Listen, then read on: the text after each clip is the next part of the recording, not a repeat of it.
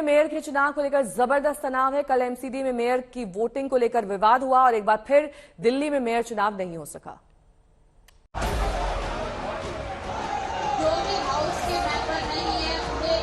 दिल्ली का मेयर दोबारा ना मिले, ये इनकी साजिश के तहत इस तरह के आरोप प्रत्यारोप पहले ही करना शुरू हुआ। ये भारतीय जनता पार्टी का पहले से प्लान था कि वो हंगामा करेंगे और वो वोट नहीं होने देंगे। और मैं भगवान से प्रार्थना करता हूँ कि भाई आम आदमी पार्टी वालों को कुछ थोड़ा सा विजडम दो, कुछ थोड़ी सी सद्बुद्धि दो। दिल्ली में मेयर के चुनाव को लेकर ऐसी महाजंग छिड़ी है कि बार बार कार्यवाही हंगामे की भेंट चढ़ रही है। मेयर के चुनाव के बिना ही एमसीडी की बैठकें आगे बढ़ रही हैं।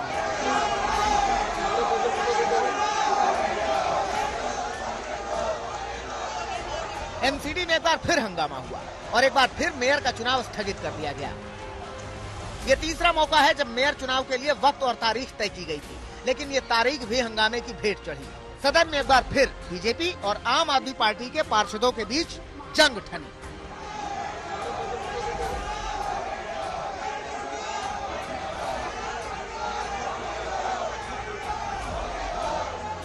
जैसे ही पीठासीन अधिकारी ने ये साफ किया कि एल्डरमैन यानी मनोनीत पार्षद मेयर चुनाव में वोट डाल सकेंगे, सदन में बवाल शुरू हो गया।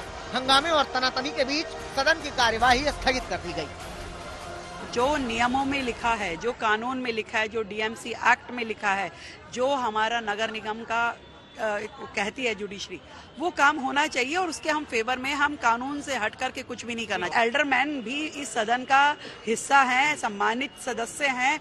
जब वो जोन में वोट दे सकते हैं तो वो हाउस में भी उनका वोट बनता है और वो दे सकते हैं।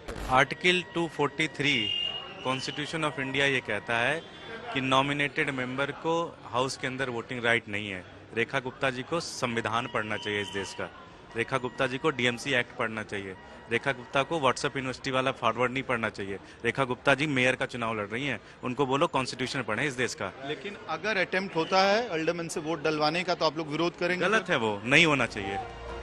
सदन की कार्यवाही शुरू होने से पहले आम आदमी पार्टी ने पीठासीन अधिकारी से मांग की थी कि मनोनीत सदस्यों को वोटिंग का अधिकार नहीं दिया जाए, लेकिन ऐसा नहीं हुआ। उन सदस्यों को वोटिंग की इजाजत दे दी गई जिन्हें उपराज्यपाल ने मनोनीत किया है, लिहाजा आम आदमी पार्टी आग बबूला हो गई। पहले उन्होंने इल्लीगल तरीके से नॉमिनेटेड मेंबर्स को उनके नाम दिए दिल्ली की चुनी हुई सरकार से पूछे बिना, जो बिल्कुल गैर कानूनी है। उन्होंने गैर कानूनी, गैर संवैधानिक तरीके से पीठासीन अधिकारी बनाया और अब उस पीठासीन अधिकारी के माध्यम से चुनाव को रोकने की, चुनाव को टालने की कोशिश कर रहे हैं। लेकिन सुबह से जो घटनाक्रम चल रहा है, चाहे वो ट्वीट खेलने का मामला हो, चाहे उसके बाद प्रेस कॉन्फ्रेंस करने का मामला हो आतिशी के द्वारा, ये कहीं ना कहीं दिखा रहा है कि वो दिल्ली के अंदर मेयर का चुनाव नहीं होने देना चाहते। वो इस तरह की भूमिका बांध रहे हैं कि मेयर के चुनावों में डिस्टर्बेंस हो, आज फिर दिल्ली का मेयर दोबारा ना मिले, ये इनकी साजिश के तहत इस तरह के आरोप प्रत्यारोप पहले ही करना शुरू हुआ। ये जो आप घटनाक्रम देख रहे हैं ना, ये इनकी पुरानी आदत है कि इस तरह से एक माहौल बना दो ताकि लोगों को लगे कि भारतीय जनता पार्टी नहीं करने देना चाहती। इस बीच बीजेपी आम आदमी पार्टी पर पार्षदों के खरीद फरोख्त के भी आरोप लगा रही है।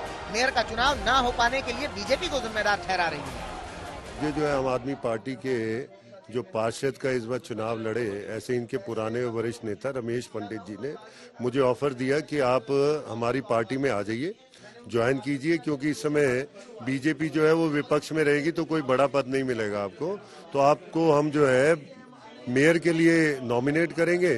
और उसके साथ साथ उन्होंने मुझे ये भी कहा कि आने वाले समय में जब विधानसभा के चुनाव आ रहे हैं तो उसमें विधायक की टिकट आपकी पक्की समझो। झूठे तो है ही, पर हास्यास्पद इल्जाम लगाए कि आम आदमी पार्टी भारतीय जनता पार्टी के पार्षदों को खरीदने की कोशिश कर रही है। मैं तो उनकी प्रेस कॉन्फ्रेंस देख रही थी तो मुझे काफी हंसी आ रही थी, क्योंकि Bharatiya Janata party operation lotus के लिए जानी मानी पार्टी, जो विधायकों को, सांसदों को, पार्षदों को रोज रोज नॉर्मल तरीके से खरीदती, बेचती है और सरकार बनाती है, आज आम आदमी पार्टी पे आरोप लगा रही है कि हम उनके पार्षद तोड़ रहे हैं। एमसीडी का मेयर चुनाव आम आदमी पार्टी और बीजेपी के बीच सियासी तनातनी का बड़ा मुद्दा बन गया है। बार बार चुनाव स्थगित हो रहे हैं और इसमें नुकसान दिल्ली की जनता का हो रहा है। दिल्ली से सुशांत मेहरा, पंकज जैन और राम किंकर सिंह के साथ आज तक ब्यूरो।